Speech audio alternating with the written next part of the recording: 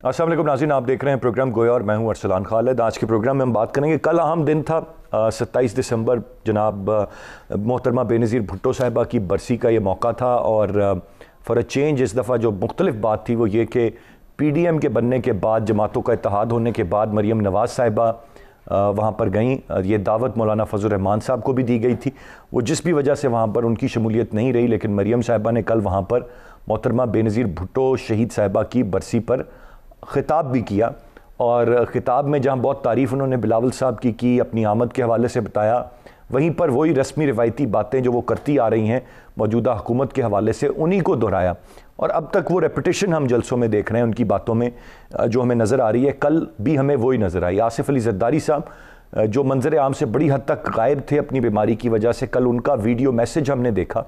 और उस video message में जो कि शॉर्ट एंड प्रिसाइज था, बड़ा वाज़े तौर पर क्लियर कट पैगाम आसिफ अली ज़रदारी साहब की जानिब से आया। और फिर आखिर में बिलावल भुट्टो साहब की तकरीर थी, जिसको कहा जाए कि एक अच्छी और डिटेल्ड एक स्पीच थी जो उन्होंने की, जहाँ पर उन्होंने बीबी शहीद के हवाले से पहले बात की और फिर मुख्तलिफ एस्पेक्ट्स जो हैं इस मौजूदा हुकूमत और इसको टफ़ टाइम देने के हवाले से उनको कवर अप किया। तो उनकी तकरीर भी यहाँ पर हमने देखी जो काबिल तारीफ़ थी। उसके बाद जो एक रिवायती अंदाज़ चला आ रहा है कि वहाँ पर PDM का कोई जलसा हो या बरसी हो या कोई मौका हो, तकारीर होती हैं, फिर हुकूमती तर्जुमान उनका जवाब देते हैं और फिर वफाकी वज़रा की एक प्रेस कॉन्फ्रेंस होती है। गो के वजारत इत्तलात काफ़ी होती है किसी भी चीज़ का जवाब देते हुए, लेकिन मौजूदा दौरे हुकूमत में ये लग नहीं रहा कि एक वजारत इत्तलात या पंजाब की वजारत इत्तलात भी काफ़ी है। इसके साथ साथ मुख्तलिफ एक तर्जुमान, मुख्तलिफ मुआविनीन की भी ज़रूरत पेश आती है। और उसके साथ साथ मुख्तलिफ वजारतों की, जिनमें साइंस और टेक्नोलॉजी की वजारत हो या जिनमें आबी वसाइल की वजारत हो, बाज़-औक़ात वजारत ख़ारजा भी अहम किरदार अदा करती है, तो उनसे भी बयानात दिलवाए जाते हैं। और वजारत दाखिला शेख रशीद साहब तो खैर अपना एक मौक़िफ़ रखते हैं। तो वो हमने देखा कि वहाँ से हमें तमाम तर चीज़ों पे जवाबात नज़र आए, जवाबात दिए गए। वो बड़ा वाज़े तौर पर कह रहे हैं कि मरीम साहिबा से मुज़ाकरात नहीं हो सकते, मौलाना साहब से नहीं हो सकते क्योंकि वो पार्लियामान में नहीं हैं। वो स्टेक होल्डर्स जिनका पार्लियामान में कुछ ना कुछ है, उनके साथ मुज़ाकरात हो सकते हैं। सदर मुमलिकत साहब अलहदा फरमाते नज़र आए कि अपोजिशन से हर मसले पर बात हो सकती है, करप्शन पर कोई समझौता नहीं कर सकते। तो ये तमाम तर चीज़ें हैं इस वक्त जो हमें बड़ा वाज़े तौर पर नज़र आ रही हैं और हुकूमत का एक मौक़िफ़ है। अब मुज़ाकरात हुकूमत चाहती है या नहीं चाहती है, PDM के गुब्बारे से हवा निकल चुकी है या नहीं निकल चुकी है, इस्तीफ़े वो देंगे या नहीं देंगे। बहरहाल जो हुकूमती रवैया है, जितना दिफाई अंदाज़ है और जिस भरपूर तरीके से डिफेंड किया जाता है, ये वाज़े तौर पर हमें बताता है कि कुछ हो या ना हो, हुकूमत बहरहाल थ्रेटन्ड ज़रूर फील कर रही है या करती है। और ये जितने बयानात, जितने जवाबात, जितने लोगों की प्रेस कॉन्फ्रेंसेस हैं, ये उनसे हमें बड़ा वाज़े तौर पर अंदाज़ा हो सकता है। तो इस वक्त की ये सारी सूरत हाल है जो मौजूद है। 31 जनवरी की डेडलाइन पर किस हद तक अमल होगा, इस्तीफ़े आएंगे नहीं आएंगे, ज़िमनी इंतखाबात और सेनेट में PDM की जमातें हिस्सा लेंगी या नहीं लेंगी, और डेडलाइन को मार्च और अप्रैल के दरमियान ले जाया जाएगा या वो 31 जनवरी रहेगी, बहुत इबहाम अब इस सारे मामले पर मौजूद है। कल गो के बिलावल साहब ने 31 जनवरी दोबारा कहा, दमादम मस्त कलंदर की बात की, इस्लामाबाद की बात की, इस्लामाबाद आने की बात की, लेकिन आसिफ अली ज़रदारी साहब जो बैक चैनल अपने राब्ते कर रहे हैं उनमें वो किसी और चीज़ पर कन्विंस कर रहे हैं। तो अब ये क्या तब्दीली होती है, ओनली टाइम विल टेल। लेकिन अब इबहाम है, क्लैरिटी नहीं है, कोई वाज़ेह डेडलाइन नहीं है हमारे पास कि हम कहें कि इसके बाद हम देखेंगे कि अपोजिशन कुछ कर रही होगी। साथ साथ हुकूमत को जो खुद अपनी हद तक बड़े मसाइल हैं जिनसे हुकूमत दो चार है, वो उसके इत्तेहादी हैं। कभी MQM नाराज़, कभी काफ लीग के गिले शिकवे, और कभी बलूचिस्तान से ये कहना कि हमें एक और वजारत दी जाए। ये सारी चीज़ें हैं जो इस वक्त गवर्नमेंट फेस कर रही है, और यही सबसे बड़ा चैलेंज है। फिर अवाम, महंगाई और आम आदमी तक आसानी पैदा करना शेख खुरनोश के हवाले से या दीगर मामलात में, ये सबसे बड़ा चैलेंज है इस हुकूमत के लिए। मैं चाहूँगा इस सारे मामले पर हम तफसील से बात करें। गेस्ट पार्टिसिपेंट्स का तारुफ कराता चलूँ। प्रोग्राम में हमें ज्वाइन किया है मुर्तज़ा सोलंकी साहब ने, सीनियर सहाफ़ी और तज्ज़ियाकार हैं। बहुत शुक्रिया सोलंकी साहब आपके वक्त का। इमरान याकूब साहब साथ साथ हमें ज्वाइन कर रहे हैं। आप भी सीनियर सहाफ़ी हैं, सीनियर तज्ज़ियाकार हैं। दोनों मौज़ूज़ मेहमानों के वक्त का बहुत शुक्रिया। सोलंकी साहब, गुफ्तगू का आगाज़ मैं आपसे करूँगा। सर, सबसे पहले लेट्स स्टार्ट फ्रॉम द जलसा जो हमने कल देखा। इसमें मरियम साहिबा की प्रेजेंस फॉर अ चेंज, गो के एक तवील तारीख़ है PMLN की, पाकिस्तान पीपल्स पार्टी की। फिर कल मरियम साहिबा का वहाँ मौजूद होना, फिर मरियम साहिबा का बीबी शहीद के बरसी के मौके पर लाड़काना के अवाम से खिताब करना, गो कि हम जानते हैं कि बड़ा कम वोट बैंक है या बड़े कम शमूलियत थी वहाँ पर नून लीग के लोगों की, कितनी एक नई चीज़ है, कितनी मुख्तलिफ चीज़ है जो हम ऑब्ज़र्व कर रहे हैं। और इसके बाद जो सवाल है मेरा, जो इम्पोर्टेंट चीज़ मैं आपसे जानना चाह रहा हूँ, वो अब ये मान लिया जाए कि जो सियासत है वो एक ज़माने में भुट्टो और एंटी भुट्टो होती थी और अब इमरान और एंटी इमरान है, इसके अलावा पाकिस्तान में अब कोई सियासत एग्जिस्ट नहीं करती। कल मुझे ये तासुर मिला तकारीर सुन के और इस जलसे को देख के, आपकी सर क्या राय होगी? शुक्रिया जी। मेरे ख्याल में अगर आप पिछले 13 साल में गड़ी खुदा बख्श में जो ये बरसी हुई है, तो उनका अगर मवाजना करें कल की तकरीब से, तो उसमें एक कैफियती तब्दीली है। 12 साल पहले जो होती रही हैं बरसी के मौके, चाहे वो जुल्फ़िकार अली भुट्टो शहीद की बरसी हो या मोहतरमा की हो, तो वो ज़्यादातर पीपल्स पार्टी का ही शो रहा है। कल भी एक तरह से तो पीपल्स पार्टी का ही शो था जी सर, क्योंकि ज़्यादातर जो अक्सरियत थी लोगों की वहाँ आने वालों की, वो पीपल्स पार्टी के ही कारकुन थे, हामी थे और वहाँ के मकामी लोग थे। लेकिन साथ ही हमने देखा कि कुछ और जमातों के, जैसा कि अख्तर मेंगल साहब की जमात के काफ़ी लोग थे वहाँ पर, हैदरी साहब थे, मौलाना अब्दुल गफूर हैदरी साहब। हाँ, लेकिन JUI के कारकुनान वहाँ पर मौजूद नहीं थे, ख़ास तौर पर इस हवाले से कि लाड़काना में JUI जो है वो एक अहम सियासी कुव्वत है। अगर आपको याद हो कि जो मौलाना खालिद सुमरो मरहूम थे, वो मोहतरमा बेनज़ीर भुट्टो के ख़िलाफ़ इलेक्शन लड़ते रहे हैं, राशिद सुमरो साहब बिलावल भुट्टो के ख़िलाफ़ इलेक्शन लड़ते रहे हैं। तो वहाँ की एक अहम सियासी कुव्वत होने के बावजूद मकामी जो चपकलिश है, उसकी वजह से उनके कारकुनान वहाँ पर मौजूद नहीं थे। लेकिन जो मुस्बत चीज़ है वो ये है कि ये पहली दफ़ा था कि मुस्लिम लीग नून की जो अहम क़यादत है वहाँ पर मौजूद थी। तो मैं तो इसको एक खुशगवार तब्दीली समझता हूँ। मेरे ख्याल में पाकिस्तान की सियासत को अगर आगे बढ़ना है। सोलंकी साहब, मैं वापस आऊँगा। जो मेरा सवाल था, मैं ये समझ लूँ कि अब it is Imran Khan versus rest of all, अब ये तासुर हमें मिल रहा है इस वक्त PDM और PDM का जो बुनियादी मकसद है इस वक्त, वो इमरान सरकार को हटाना और जिसको वो हाइब्रिड निज़ाम कहते हैं उसको पीछे धकेलना है। इन दो मकासद पे तो कोई उनके अंदर इख्तलाफ नहीं है। इन मकासद को कैसे हासिल किया जाए, उसमें पीपल्स पार्टी और बकिया जमातों के दरमियान एक इख्तलाफ राय ज़रूर है। लेकिन मेरा ख्याल है कि 2 जनवरी को जो उनकी सरबराह मुलाकात होनी है, उसमें यह मसला तय कर दिया जाएगा। Rightly said. इमरान याकूब साहब, आपसे जानना चाहूँगा, जरदारी साहब बड़े अरसे के बाद बोले और बड़ा दबंग बोले, मैं कहूँगा। ने वाज़ेह तौर पर वही बात की जो हम सुनते आए हैं कि आपने खुद तस्लीम कर लिया, नहीं हो रही हुकूमत तो घर जाओ, नए इंतखाबात करा दो, देखते हैं किसको सपोर्ट मिलती है, किसके साथ अवाम की हिमायत है।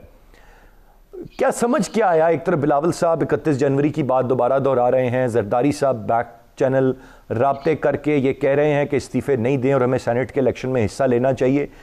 PMLN के अपने कुछ रहनुमा ये दबे लफ्ज़ों में बात कह चुके हैं कि डेडलाइन मार्च और अप्रैल के दरमियान की होगी।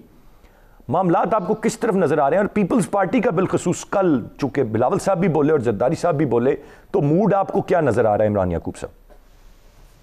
बिस्मिल्लाहिर्रहमानिर्रहीम। अरसलान साहब, देखें 2-3 चीज़ें बड़ी अहम हैं। सबसे पहले तो जरदारी साहब की तकरीर का आपने सवाल किया, तो जरदारी साहब ने वही तकरीर की जो उन्हें तकरीर करनी चाहिए थी और उन्होंने अपना मौक़िफ़ खुल के बयान किया। और जरदारी साहब वैसे भी आप ये समझें, देखें कि जरदारी साहब को जानने वाले लोगों को तो इस बात का बखूबी अंदाज़ा है, लेकिन बतौर फॉलोअर ऑफ पॉलिटिक्स हम जैसे जो सियासत के तालिबे इल्म हैं उनको भी इस बात का अंदाज़ा ज़रूर है कि जरदारी साहब हमेशा जब भी इस तरह का मौका होता है तो खुलकर अपना मौक़िफ़ जो है वो उसका इजहार करते हैं। और उसकी बुनियादी वजह यह है कि अगर आप पिछली 13 बरसियों की तकरीब देख लें, जैसा मुर्तज़ा सोलंकी भाई कह रहे थे, तो आपको अंदाज़ा हो जाएगा कि किसी भी बरसी के मौका पर कोई एक तकरीर भी जरदारी साहब की ऐसी नहीं थी जिसको कि आप ये कह सके कि कोई होम्योपैथ तकरीर उन्होंने की। उन्होंने खुलकर हमेशा अपने मौक़िफ़ का इजहार किया। जी बिल्कुल। अब आ जाते हैं बिलावल भुट्टो जरदारी की तरफ। तो बिलावल भुट्टो जरदारी देखें, इस वक्त PDM में पीपल्स पार्टी जो है उसकी अहमियत इसलिए भी बढ़ जाती है कि पीडीएम में शामिल दूसरी जमातों की इस तरह से कोई सूबाई हुकूमत स्टेक पे नहीं है। पीपल्स पार्टी की सिंध में हुकूमत है और पीपल्स पार्टी अगर रिजाइन देने का फैसला करती है तो उसने ये फैसला भी करना है कि आया उसने अपनी सिंध में हुकूमत भी खत्म करनी है, वहां से भी रिजाइन करने हैं या नहीं करने। अब मैं ये जाती तौर पे समझता हूँ कि जिस तरह से लोगों का ख्याल है कि शायद बहुत ज्यादा इख्तलाफ है और शायद पीपल्स पार्टी बिल्कुल भी इस्तीफे नहीं देना चाह रही, तो मेरी राय इससे बिल्कुल मुख्तलिफ है। मैं ये समझता हूँ कि पीपल्स पार्टी ने कभी भी इस तरह से इस्तीफे देने से इनकार नहीं किया कि चलो चले जाओ, नस जाओ, पाच जाओ, असि नहीं इस्तीफे देने, कोई और ऑप्शन सोचो। बल्कि उन्होंने हमेशा ये जरूर बात की है कि जनाब हम इस्तीफे देने को तैयार हैं, लेकिन स्ट्रेटेजी किस तरह से होनी चाहिए और इस्तीफे देने के बाद अगला लाहेअमल क्या होगा पहले ये तय कर दें, ताकि ये ना हो कि हम इस्तीफे भी दे दें और हमारा मकसद भी हल ना हो।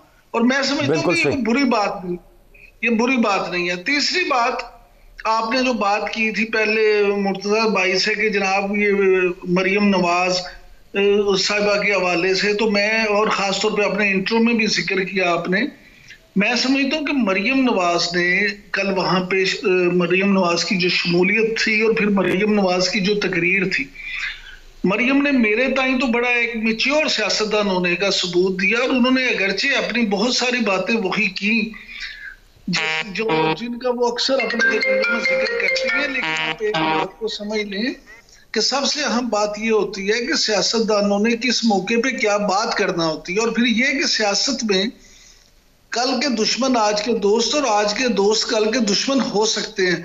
सियासत में कोई ताल्लुक भी पुख्ता उस तरह से नहीं होता कि वो सारी उम्र के लिए। सियासी इत्तेहाद भी बनते हैं, टूटते हैं, सियासी खलीफ भी बनते हैं, टूटते हैं, और फिर उसके बाद हुकूमतें भी इकट्ठी बनती हैं, टूटती हैं। इसलिए ये कोई मामला नहीं है। लेकिन मैं बतौर एक सहाफी के ये समझता हूँ कि कल बिलावल भुट्टो जरदारी और मरियम नवाज दोनों ने अपना अपना मौकफ अच्छे अंदाज में बयान किया और दोनों ने अच्छी तकरीरें की। बिल्कुल बिल्कुल सही, राइटली सेड इमरान साहब, पॉइंट आ गया आपका।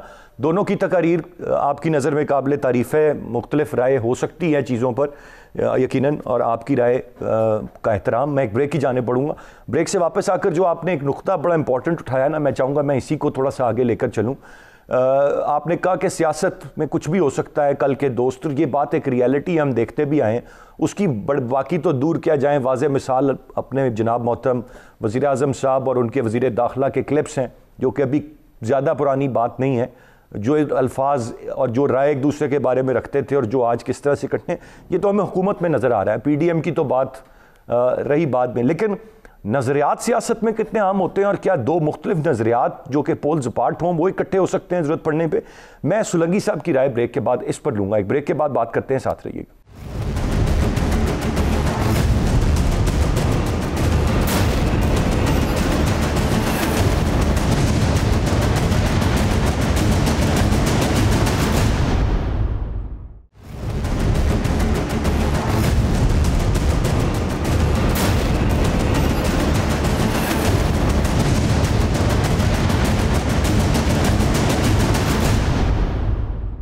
जी वेलकम बैक। सुलंगी साहब, मैं आपसे जानना चाहूँगा, आपके तजर्बे की बुनियाद पर, जो वसीतर तजर्बा है उसकी बुनियाद पर जानना चाहूँगा कि नज़रियात का क्या अमल दखल होता है सर सियासत में? बाएं बाजू और दाएं बाजू की जमातों के बारे में मेरा तो तजर्बा आपसे बहुत कम है, लेकिन हमने जो पढ़ा या जो आज भी हम सीखने की कोशिश करते हैं सियासत के तालिब इल्म के तौर पर, वो लेफ़्ट की जमात कौन सी है, राइट की जमात कौन सी है, इनके नज़रियात क्या हैं, उन नज़रियात की बुनियाद पर वोट बैंक है। और फिर जब हम आज पीडीएम को इस तरह से देखते हैं, और अगर कह लीजिए कि मौलाना फजल रहमान साहब भी यहाँ पर आते पीडीएम के, वो भी बहुत अहम उनकी जमात है उस सारे मामले में, तो मैं बतौर सियासत के तालिब इल्म कैसे देखूँ इसको कि नज़रियात दफन हो गए, ये वक्त की ज़रूरत है, ज़रूरत के तहत आज ये सब कुछ हो रहा है, या मैं कैसे देखूँगा? मैं समझने से कासिर हूँ, अगर मुझे इस पर रोशनी डाल सकें आप। नहीं जी, ये एक सियासी इत्तेहाद है, और सियासी इत्तेहाद का मतलब ये होता है कि कुछ नुकात हैं, कुछ मकासद हैं जिनके हासिलात के लिए कुछ जमातें जो है वो एक दूसरे के साथ ताउन करती हैं। उससे नज़रियात बिल्कुल भी दफन नहीं होते। पीपल्स पार्टी अपने जौहर में एक सोशल डेमोक्रेटिक पार्टी है, उसकी अपनी एक कोर कॉन्स्टिट्यूंसी है, उसके कुछ नज़रियात हैं, वो उसकी सियासत करेंगे। और मुस्लिम लीग नून जो है वो राइट ऑफ द सेंटर की पार्टी रही है। किसी ज़माने में बहुत प्रो इस्टेब्लिशमेंट थी, आजकल ज़रा एंटी इस्टेब्लिशमेंट बनी है, जो भी वाक़यात हुए हैं उसकी वजह से। लेकिन वो उनका जो बुनियादी जो कैरेक्टर है वो तब्दील नहीं हुआ। इत्तेहाद जो है वो उन तमाम लोगों के दरमियान होता है। आप देखें कि पीएनए की जो मूवमेंट थी 77 की, जब ज़ियाउल हक ने मार्शल लगा दिया तो तकरीबन वही जमातें मासवा जमात इस्लामी के एमआरडी के अंदर शामिल थी। इसी तरह से जो इत्तेहाद बने परवेज़ मुशर्रफ के ख़िलाफ़ एआरडी और फिर एपीडीएम एक इत्तेहाद था जिसमें इमरान खान खुद भी शामिल थे। तो ये इत्तेहाद जो है वो कुछ मकासद के लिए होते हैं। इस वक्त जो है वो इनका जो मकसद है पीडीएम का, वो इमरान सरकार को हटाना, और जिसको वो कहते हैं कि ये हाइब्रिड ऑर्डर है, इसको हम पुश बैक करेंगे, वो एक मकसद है। तो वो उस मकसद के हासिलात के लिए इकट्ठे हैं। लेकिन इलेक्शन मैं सोलंकी साहब इन सिंपल वर्ड्स ये कह सकता हूं कि तमाम सियासी जमातों की जो कोशिश होती है हतमी तौर पर वो इक़्तिदार का हसूल होता है, वन वे और अनदर। देखें, तमाम सियासत का जो महराज है वो इक़्तिदार होता है। अब वो इक़्तिदार में आने के बाद वो क्या करते हैं वो एक अलग तारीख है। अब पीटीआई ने क्या वादे वईद किए लोगों के साथ, क्या मंशूर दिए, उसके बाद वो आकर क्या कर रहे हैं वो लोगों ने उनको देखना होगा। यही सूरत हाल बाकी जमातों पर भी होती है। लेकिन इस वक्त जो मामला है वो ये है, लग ये रहा है कि जो हुकूमत है उसका सारा जोर इस बात पर है कि जो पीडीएम है उसके अंदर दरारें डाली जाएं। कल यही लोग जो है ये खामोश थे बेनज़ीर भुट्टो की बरसी के मौके पर, आज यही वजीरों की फौज कहती है बेनज़ीर तो इतनी अच्छी थी, ये अच्छे नहीं। तो इससे आप समझ जाए कि किस तरह से सियासत होती है। बिल्कुल सही, इससे समझ आना चाहिए कि सियासत किस तरह से होगी। इमरान याकूब साहब, एक जो सवाल इंतहाई आम है यहाँ पर जो मैं आपसे जानना चाहूँगा, आपने जिस तरह से तारीफ़ की कि मरियम साहिबा ने भी बहुत अच्छी स्पीच की, बिलावल साहब ने भी की, जरदारी साहब के हवाले से राइटली सेड कि आज तक देख लिया जाए तो कोई मौका ऐसा नहीं है इस बरसी पर, बड़े अहम बयानात हमेशा से वो देते रहे हैं और बहुत से बयानात बड़े उनके लिए मुश्किल भी साबित हुए। एक सवाल to sum it up, PDM के गुब्बारे में हवा बरकरार है और ये थ्रेट है आज भी हुकूमत के लिए, या ये हवा निकल चुकी है आपकी नज़र? अरसलान साहब, अगर मैं आपसे कहूं कि पीडीएम के गुब्बारे में अभी तक ना सिर्फ हवा है बल्कि हुकूमत के लिए हर गुजरते दिन के साथ पीडीएम मजीद खतरा बनता जा रहा है, तो शायद आप इस पे यकीन ना करें। लेकिन मैं बतौर फॉलोअर ऑफ पॉलिटिक्स यही समझता हूँ। देखिए, वो इस तरह से है इस पीडीएम के गुब्बारे में भी हवा कि आप ये एक बात को समझ लें कि अगर किसी तौर भी हुकूमत ये ना समझती और एस्टेब्लिशमेंट ये ना समझती कि पीडीएम मजीद कुछ खराबी पैदा कर सकती है तो नेशनल डायलॉग की बात ना की जाती। अगर नेशनल डायलॉग की बात की जा रही है, या मियां शहबाज शरीफ जो कि पाकिस्तान मुस्लिम लीग नून के सदर हैं, उनसे जेल में जाके एक ऐसी उनसे जेल में जाके एक ऐसी पार्टी के रहनुमा मिलते हैं और उनसे ये कहते हैं कि आप नेशनल डायलॉग की जरूरत है, जिनके बारे में समझा जाता है कि वो भी एक ताकतवर हलकों की करीबी पार्टी है, तो आप ये समझते कि कहीं ना कहीं कुछ ना कुछ हो रहा है, कोई खिचड़ी ऐसी पक रही है, कहीं ना ऐसे फैसले किए जा चुके हैं कि अब पीडीएम को अपोजिशन की जमातों को साथ लेके चलना चाहिए। अब किस तरह से चलना है, उनको किस तरह से राजी करना है, ये प्लान जरूर बनेगा। इस पे उन्होंने कुछ लोग बना भी लिया होगा, लेकिन आप ये नहीं किसी तौर पे कह सकते कि पीडीएम जो है उसके गुब्बारे से बाहर निकल गई। अब मैं आपके दूसरे सवाल की तरफ आ जाता हूं जो आप मुर्तजा भाई से पूछ रहे थे। मुझे आप ये बताएं कि राइट और लेफ्ट की सियासत अब रह कहां गई है? अब तो वेस्ट में जो सारी लेफ्ट की पार्टियां थी उनका वजूद उस तरह से नहीं रहा, पाकिस्तान में भी उस तरह से अब लेफ्ट और राइट की सियासत नहीं है। और दूसरी बात ये कि शायद आपको पता हो कि मिसाके जमहूरियत जब हुआ था और उसमें जो चीजें तय हुई थी, मिसाके जमहूरियत से आप 1001 इख्तलाफ कर सकते हैं, लेकिन उसकी खूबसूरती यही थी कि उसमें जो चीजें तय हुई थी उनमें मुस्बित चीजें यही थी कि किस तरह से जमातें मिलकर जमहूरियत के फिरोग के लिए, जमहूरियत के बचाव के लिए कोशिश करेंगी और किस तरह से उसके लिए मुस्तकिल लाहे अमल तय किया जाएगा। तो मैं समझता हूँ कि मियां नवाज शरीफ और बीबी शहीद ने मिलकर जो मिसाके जमहूरियत पे काम किया था, अगरचे उस पे उसकी रूह के मुताबिक तो काम नहीं हो सका, लेकिन अब भी अगर ये आपस में बैठ रहे हैं, आपस में इत्तेहाद कर रहे हैं, या पीडीएम की सूरत में इकट्ठे हैं और बीबी की बरसी के मौके पर मरियम नवाज लाड़काना में जाके ना सिर्फ ये कि तकरीर कर रही हैं बल्कि उन यादों को का जिक्र कर रही हैं जो बीबी के साथ उनकी जब जद्दा में पहली मुलाकात हुई थी तो वहां क्या बातें हुई और किस तरह से हुआ। तो ये सारी चीजें जो है ना, ये मैं समझता हूँ मुल्की सियासत में अच्छा असर छोड़ेंगी और मुस्तकबिल में आप एक बात को समझ लें कि सियासत इस तरह से नहीं होती, पूरी दुनिया में इस तरह से नहीं होता। जिस तरह हमारे यहाँ थर्ड वर्ल्ड कंट्रीज में तो सियासी दुश्मन को जानी दुश्मन समझ लिया जाता है, बल्कि मैं माफी चाहूंगा सियासी मुखालिफ को जाती दुश्मन समझ लिया जाता है। तो ये इस तरह से नहीं होना चाहिए।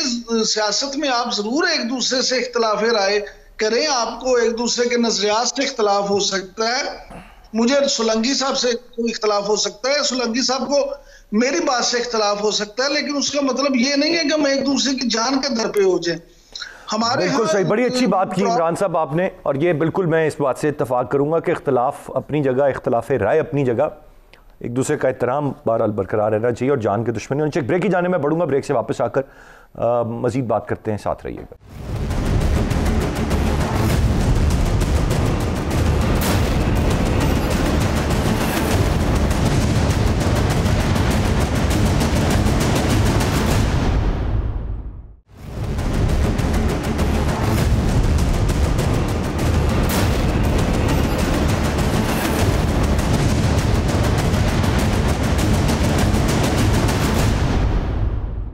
जी वेलकम बैक। मैं सोलंकी साहब, कुछ चीज़ें इमरान याकूब साहब ने अभी बयान की, वो अपनी जगह पे दुरुस्त हैं। उन्होंने कहा गुब्बारे में हवा है पीडीएम के।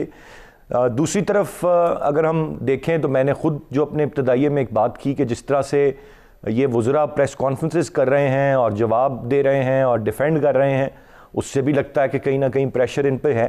But as a matter of fact जो सबसे बड़ा प्रेशर बिल्डअप करना था वो डेडलाइन थी, इस्लामाबाद की तरफ मार्च था, या हम कह लीजिए कि इस्तीफ़े थे। ये तीनों चीज़ें अभी हवा में हैं। 31 जनवरी हतमी नहीं है, इस्तीफ़े आ रहे हैं या नहीं आ रहे हैं, ये तमाम तर मामलात पर कोई चीज़ अभी हतमी नहीं है। तो फिर प्रेशर किस तरह रह गया, हवा किस तरह रह गई, या क्या अदरवाइज़ क्या चीज़ें हैं जो बैक चैनल हो रही हैं, जो चीज़ें इमरान साहब ने भी फरमाई कि कुछ तो है कि मुज़ाकरात की बात हो रही है, राब्ते हो रहे हैं, जीडीए जा रही है मिलने शहबाज शरीफ साहब को जेल में। तो फिर क्या प्रेशर, क्या अगर ये चीज़ें नहीं हैं तो अदरवाइज़ क्या प्रेशर है? देखें जी, अगर दबाव नहीं होता हुकूमत पर तो आपको ये हर रोज़ इमरान खान साहब को बजाते खुद तर्जुमानों के जलसे की सदारत नहीं करनी होती। ये तो जलसा ही बुलाते हैं जितने तर्जुमान हो जाते हैं, तो इसकी फिर ज़रूरत नहीं थी। इस वक्त कौम को ज़रूरत ये थी कि फवाद चौधरी साहब बताएं कि साइंस और टेक्नोलॉजी के शोबे में क्या तरक्की हो रही है। वो उसकी बजाय आके जो है वो मरियम और बिलावल को जो है वो ताने देते हैं। इस वक्त ज़रूरत ये थी कि जी पानी और बिजली और तवानाई के जो उमूर हैं उन पर फैसल वावदा अपनी आकर वजाहत देते, और वो साथ ही ये वजाहत भी देते कि जो उन पर इल्ज़ामात लगे हुए हैं जिनका वो जवाब नहीं दे पा रहे हैं, जिस पे वो पेश नहीं होते, उसकी वजाहत करें। उसके लिए ज़रूरत ये थी कि शिबली फराज साहब बताए कि जी इतलात और नशरियात के शोबे में कौन से इनकलाबात लाए हैं। ये सारे वजीर, इमरान खान खुद, ये 2-2 घंटे के तवील दौरानिए के अपने मनपसंद एंकर्स और चैनल्स को जो इंटरव्यू दे रहे हैं, इसकी आखिरकार ज़रूरत क्या है? हमारे एक बहुत ही शानदार साफ सुथरी गुफ्तगू, शहद से मीठी गुफ्तगू करने वाले मोहम्मद अली दुरानी, जिनको काफ़ी अरसे से बेरोज़गार सियासतदान गर्दाना जा रहा था, वो अचानक इस बेरोज़गारी के मौसम में बारोज़गार हो गए हैं। तो वो उसकी कोई वजह होगी। उनके जो बयानात, उनके जो इंटरव्यू नशर हो रहे हैं पाकिस्तान के मीडिया लैंडस्केप में, हमने बाल जो है वो धूप में सफ़ेद नहीं किए कि ये सब कुछ क्या हो रहा है। ये तो अचानक एंट्री और ये सारे मामलात, बिल्कुल दुरुस्त फरमाया। अगर दबाव नहीं है तो फिर ये सारे इन प्रेस कॉन्फ्रेंसेस की, कल सारा दिन बीबी के बरसी पर सारे वजीर टीवी चैनल्स पे और सोशल मीडिया पे बैठे रहे। देखे, आज वो बीबी शहीद की खूबियां बता रहे थे, ये उनको कल नजर न आई। 27 और 28 दिसंबर में ये जो फर्क है कि वो सारी खूबियां बीबी की आज उनको नजर आई। कल आपने उनका कोई बयान, कोई ट्वीट, कोई इमरान खान का मतलब बीबी सिर्फ पीपुल्स पार्टी की लीडर नहीं थी, मुस्लिम दुनिया की पहली मुंतखब वजीर आजम थी। अब वो दफन है कब्र में, अब वो बाहर आकर इनसे नहीं लड़ेंगे, तो उनके बारे में कोई बयान नहीं दिया जा सकता था। ये सियासत को खुद बंद गली में लेकर आए हैं, इन्हें खुद लग रहा है कि वो दबाव में है, कारकर्दगी कोई है नहीं, सारा जोर तर्जमानों के इजलासों पे है।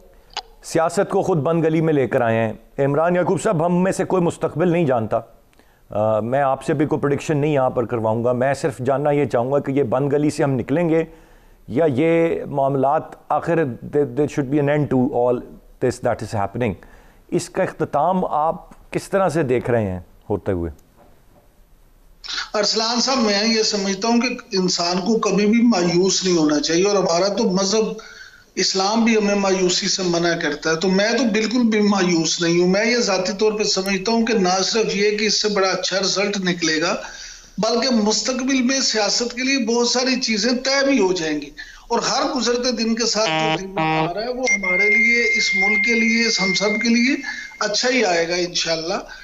आप इस बात को भी ज़हन में रखें कि सियासत बड़ी माजरत के साथ के बाद सियासी जमातें सियासत को उस तरफ, उस स्टेज पे, उस नहज पे ले गई हैं, और खास तौर पे मैं समझता हूँ कि पीटीआई का इसमें बड़ा किरदार है कि पीटीआई ने एक सियासत में एक इस तरह से एग्रेसिवनेस ले आई है पीटीआई, कि जिसकी वजह से अब बहुत सारे दूसरे लोग भी उसकी तकलीद करना शुरू हो गए, और हत्ता के हम जैसे जो जर्नलिस्ट हैं उनको भी, अगर हम अब इस प्रोग्राम में अगर मुस्लिम लीग नून या पीपल्स पार्टी या पीटीआई किसी जमात के हवाले से या किसी लीडर के हवाले से कोई अच्छी बात कर देंगे, जो कि मैं समझता हूँ कि हमें अच्छी बात करनी चाहिए, जरूर करनी चाहिए, तो दूसरे लोग हमें सोशल मीडिया पे शुतरे बेमहार की तरह वो आ जाएंगे और तनकीद शुरू कर दें, और गाली गलोच का एक ऐसा ना रुकने वाला सिलसिला शुरू हो जाएगा। इसी तरह से अगर आप thanks to the media cell sir जो चल रहे हैं, ये बुनियाद हुक्मरान जमात ने ही डाली थी। हाँ, मैं अब उसी तरफ आ रहा हूँ कि आप देखेंगे कि ये सारी चीजें आहिस्ता आहिस्ता खुद ही अपनी मौत आप मर जाएंगी और डाई डाउन हो जाएंगी, और प्रिवेल हमेशा सच करता है। सच यही है कि दुनिया में बड़ी तहकीक के बाद बड़ी नतीजे निकाले गए कि जमहूरियत ही सबसे अच्छा तर्ज हुक्मरानी है, और जमहूरियत में ही आप देखें मुल्क तरक्की भी करते हैं। हमारे यहाँ भी जमहूरियत जो है उसको अगर सही अंदाज में ये हम सियासतदान परवान चढ़ने दें तो इंशाल्लाह उसका भी अच्छा ही रिजल्ट निकलेगा। Rightly set. बहुत शुक्रिया अदा करना चाहूँगा मुर्तज़ा सोलंकी साहब, इमरान याकूब साहब, दोनों इंतहाई मोअज़्ज़ज़ मेहमानों का गुफ्तगू आपने सुनी, और विद दिस पॉजिटिव नोट के सच प्रिवेल करता है, सच बरकरार रहता है। उम्मीद करते हैं कि ये जो सब कुछ इस वक्त हो रहा है ये पाकिस्तान में जो सियासत है उसकी मैच्योरिटी पे अहम किरदार अदा करे, और बहुत सारी चीज़ें तय हो जाएं, क्योंकि अब तक हमने जो चीज़ नहीं देखी 70 साल में, 72 साल में, वो स्टेबिलिटी नहीं देखी। सियासी मंजरनामे पर बहुत कुछ अजीब होता देखा, मार्शल देखे।